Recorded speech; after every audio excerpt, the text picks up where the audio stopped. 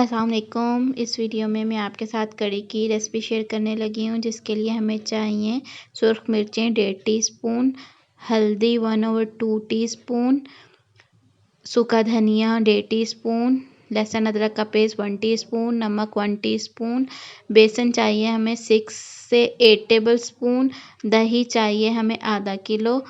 सारी चीज़ें हम बेसन में डाल के इसको अच्छे से मिक्स कर लेंगे ताकि इसमें कोई लम्स बाकी ना रहे।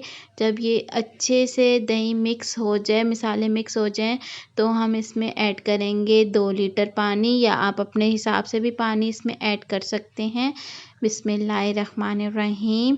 पैन को चूल्हे पे रखेंगे और उसमें जो हमने लस्सी बनाई थी बेसन के साथ, वो इसके अंदर ऐड कर देंगे। इसको ऐड करने के बाद हम आंच ऊंची कर देंगे और इसको तब तक पकाएंगे जब तक कि इसके अंदर बॉयल ना आ जाए। और आपने इसका चम्मच चलाते रहना है, चलाना नहीं छोड़ना। अगर आप चलाना छोड़ेंगे तो इसमें लम्स बन सकते हैं और जिनका तोड़ना मुश्किल हो सकता है। इसमें हल्का हल्का बॉयल आना शुरू हो गया है और जब इसमें तेज़ बॉयल आना शुरू हो जाएगा, उसके बाद हम इसकी आंच को मीडियम कर देंगे, स्लो कर देंगे और इसको ढक के पकने देंगे। उसके बाद हम तैयारी कर लेते हैं पकोड़ों की वीडियो मैं आपके साथ शेयर नहीं कर रही रेसिपी की, क्योंकि वो पहले से मेरे चैनल पे मौजूद है। उसका लिंक मैं कमेंट में या डिस्क्रिप्शन में ऐड कर दूंगी। ये देखें, कढ़ी हमारी पक रही है, पकोड़े हमारे तैयार हो रहे हैं। इसी तरह हम सारे पकोड़े तैयार कर लेंगे।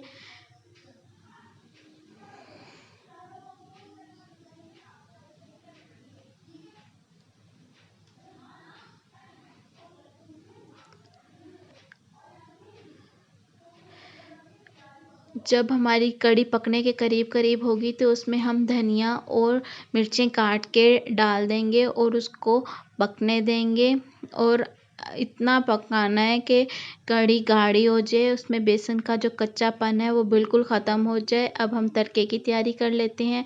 उसके लिए पैन में हम 60 ml ऑयल लेंगे, उसमें हम एक प्याज काट के डालेंगे। उसको तब तक हमने ब्राउन करना है जब तक प्याज का कच्चापन ख़त्म ना हो जाए और प्याज लाइट ब्राउन हो जाए। जब प्याज लाइट ब्राउन हो जाएंगे तो उसके अंदर हमने ऐड करना है 1/2 टीस्पून ज़ीरे का और उसको अच्छे से बनाने के बाद हमने इसको डाल देना है कढ़ी में। लें जी, हमारी कढ़ी में तड़का लग गया है। उसके बाद हमने इसमें 1/2 टीस्पून डालना है गरम मसाला, 1/2 टीस्पून काली मिर्चें, 1/2 टीस्पून चाट मसाला और इसको मिक्स कर देना है। मिक्स करके हमने इसके अंदर ऐड कर देने हैं पकोड़े और चूल्हा कर देना है बंद।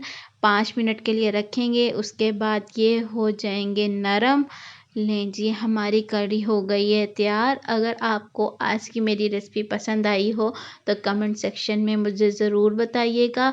मिलती हूँ नेक्स्ट वीडियो में, तब तक अपना और अपने प्यारों का ढेर सारा ख्याल